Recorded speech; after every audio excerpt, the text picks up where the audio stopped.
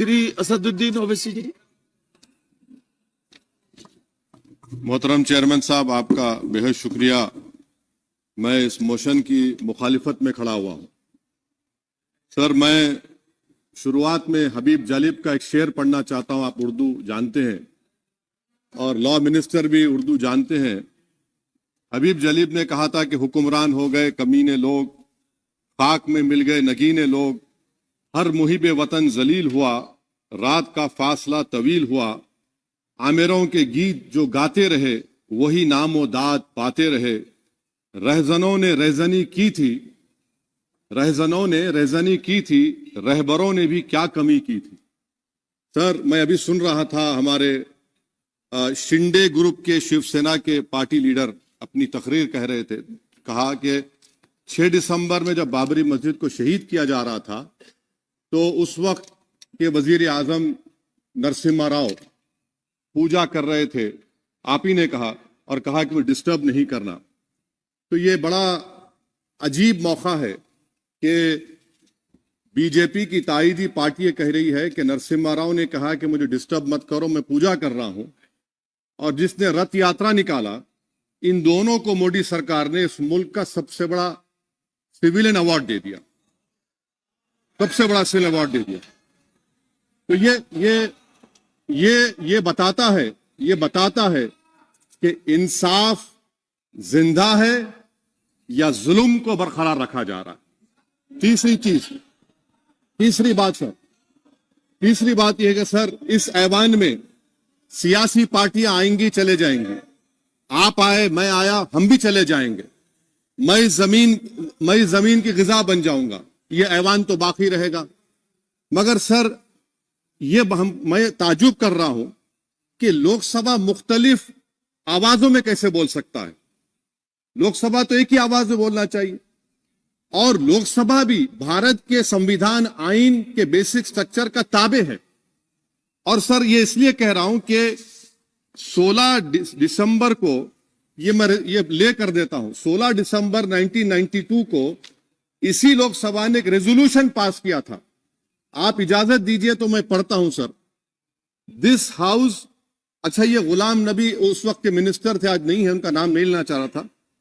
This House strongly and unequivocally condemns the desecration and demolition of the Babri Masjid at Ayodhya by and at the instigation of forces represented among others by VHP, RSS and the Bajrang Dal, which has caused communal violence in the country. Such act of vandalism was carried out not only in violation of order of Supreme Court, but amounted to an attack on the secular foundations of our country. This House expresses anguish at the happenings and wishes to reiterate its resolve that it will ceaselessly endeavor to uphold the secular and democratic traditions of our country and for the maintenance of rule of law. और एक paragraph मैं नहीं पढ़ूंगा। मैं ताजुब कर रहा हूं कि जब इस ऐवान ने एक रेजोल्यूशन पास किया तो हुकूमत आएगी जाएगी, और हुकूमत ये मोदी हुकूमत जश्न मना रही है जो 6 दिसंबर को हुआ। तो ये एक बात है सर। चौथी बात यह है कि सर, नहीं, 6 दिसंबर के ऊपर कोई जश्न नहीं है। राम मंदिर के निर्माण की जो प्रतिष्ठा हुई है उसको संबोधन कर रहे हैं, और वो सर्वोच्च न्यायालय के द्वारा तथ्यों के आधार पर दिए गए निर्णय के कारण से हुआ है। सर्वोच्च न्यायालय का निर्णय है, तो तथ्यों के आधार पर निर्णय है। वो विषय आपने बोल दिया, ठीक है, ओके। परंतु जो मंदिर का निर्माण है वो नियमानुसार सर्वोच्च न्यायालय के निर्णय से तथ्यों को देख करके। एक सेकंड, आप इस्लाम के बहुत जानकार हैं, विद्वान हैं वैसे भी, अब कानून के। यदि किसी अन्य धर्म के स्थान पर मस्जिद बनाई जाए तो शायद उसको मान्य नहीं किया जाता। अभी ASI ने, सुप्रीम कोर्ट ने स्वीकार किया है कि वहां पर राम मंदिर था। तो इस विषय केवल यह है कि वहां पर राम मंदिर ठीक बना कि नहीं बना, वो विषय हो गया। तो कृपया इस पर यदि आप कुछ बोले तो बोले प्लीज।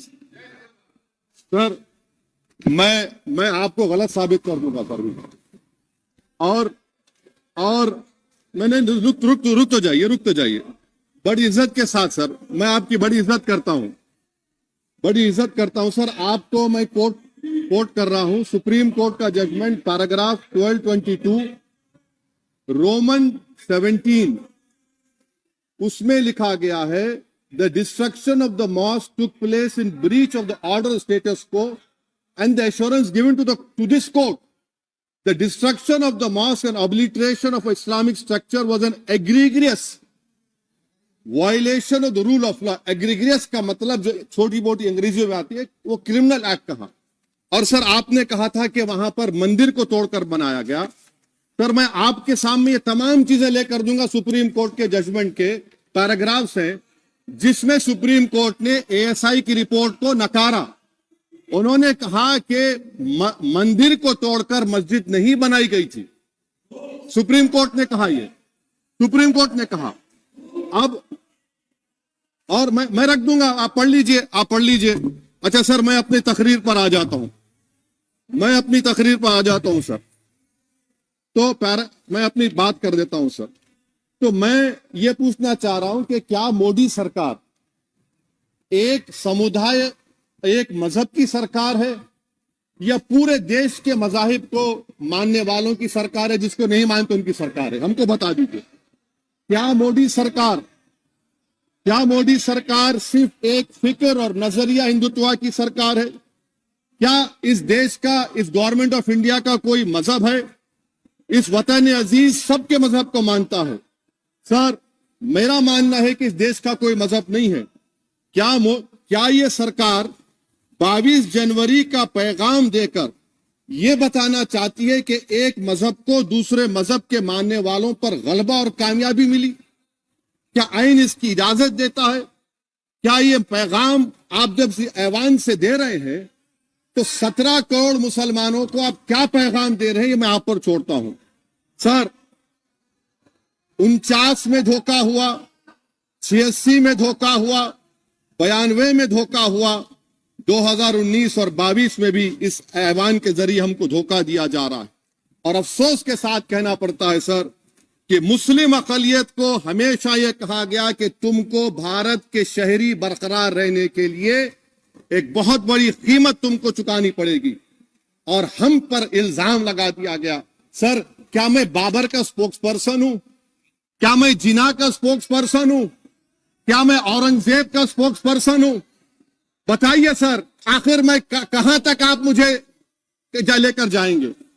दूसरी बात यह है सर, दूसरी बात यह है कि फिर 6 दिसंबर के बाद देश में फसाद हुआ, नौजवानों को टाडा में डाला गया जो बूढ़े होकर निकले।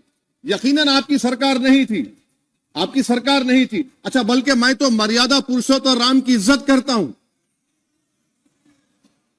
मगर मैं नाथूराम गोडसे से नफरत करता हूं। मेरी नस्लें नफरत करती रहेंगी क्योंकि नाथूराम गोडसे ने उस शख्स को गोली मारी जिसके जबान से आखिरी लफ्ज निकले हे राम।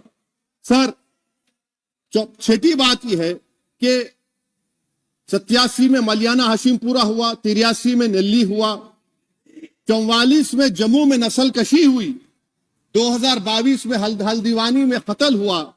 इतने धोखे सबसे बड़े किसको दिए गए? असदुद्दीन ओवैसी को दिए गए। मगर फिर भी मुझसे ही कहा जाता है कि वफादारी को तुम साबित करो अपनी ओवैसी।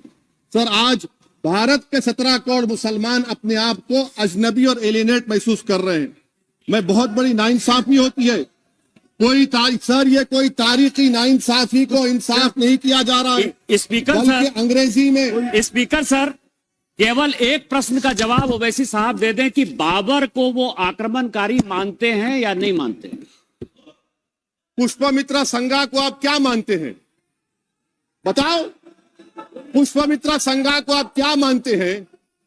जम्मू के वो, कश्मीर के वो राजा को क्या मानते हैं जिसके पास एक फौज थी मंदिरों को तोड़ने के लिए? आप क्या मानते हैं?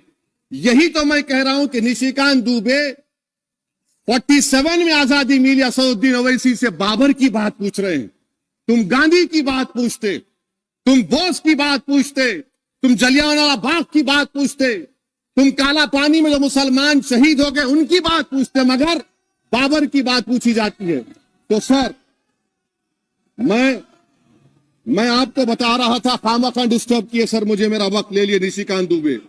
सर मैं आपसे कह रहा था मोदी हुकूमत ये पैगाम दे रही है भारत के मुसलमानों को कि जान बचाना है या इंसाफ चाहते हो। मैं कह रहा हूं मैं भीख नहीं मांगूंगा, मैं इस नंगी तासुब को कबूल नहीं करूंगा। मैं दूसरे दर्जे के शहरी के मौक़िफ़ को कबूल नहीं करूंगा। मैं अपनी शनाख्त को नहीं मिटने दूंगा। अब मैं झूठी और दिल फरेब बातों पर हरगिज भरोसा नहीं करूंगा। मैं वो काम नहीं करूंगा जो बीजेपी और नाम निहाद सेकुलर पार्टियां चाहती हैं। मैं वो काम करूंगा जो आपको पसंद नहीं है, संविधान के दायरे में रहकर। सर, कंक्लूजन में मैं आपको बताना चाहता हूं कि आज इस देश को किसकी जरूरत है। इस देश को अयोध्या में, तारीख शायद नहीं पढ़ते होंगे, मौलाना अमीर अली कौन थे, पुजारी बाबा रामचरण दास कौन थे, अयोध्या के पुजारी थे। दोनों ने मिलकर अंग्रेजों के खिलाफ जंग लड़ी थी और दोनों ने, अंग्रेजों ने इनको गिरफ्तार किया और एक पेड़ पर मौलाना अमीर अली को और पुजारी रामचरण दास को फांसी दे दी गई। देश को इनकी जरूरत है। देश को शंभू प्रसाद, अचन खां, ये राजा देवी बख्श सिंह के फौज में थे, अंग्रेजों से मुकाबला किया। मुसलमान की लाश को जला दिया गया और शंभू प्रसाद को दफना दिया गया। इस देश को यह जरूरत है। देश को बाबा मोदी की जरूरत नहीं है। आज भारत को अयोध्या के मौलाना अमीर अली और रामचरण दास, अचन खान, शंभू खान की जरूरत है। सर, मैं अभी सुन रहा था ये नाम निहाद सेकुलर पार्टियों के बयानात को। क्या होता है सर, आप, खत्म कर रहा हूं, क्या होता है सर, जब काजी साहब गवाहों को लेकर दुल्हन के पास जाते कि तुमको निकाह कबूल है, तो दुल्हन शर्मा के खामोश बैठ जाती। तो इनकी खामोशी रजामंदी की अलामत है। जी जी। तो सर, मैं खत्म करने से पहले यह बताना चाह रहा हूं कि जब वजीर आजम जवाब देंगे तो क्या वो भारत के 140 करोड़ जनता के लिए जवाब देंगे या फिर सिर्फ हिंदुत्व की फिक्र रखने वालों का जवाब, मैं खत्म कर जवाब देंगे। मैं ये देश, दुनिया, मुसलमान देख रहा है। सर, मैं आपको यह भी बताना चाह रहा हूं, आखिर में कंक्लूड कर रहा हूं सर, 1 मिनट चाहिए, 1 मिनट चाहिए सर। सर, मेरा मानना यह है कि आज मैं बहैसियत एक भारत के गयूर मुसलमान के, let me stand as a tall Indian Muslim and say that the light of Indian democracy today is at its dimmest today, sir. Sir, in conclusion, मेरी फिक्र में, मेरा ईमान मुझे कहता है कि जिस जगह पर मस्जिद थी, है और रहेगी, बाबरी मस्जिद है और रहेगी, बाबरी मस्जिद जिंदाबाद, जिंदाबाद, भारत जिंदाबाद, जय हिंद।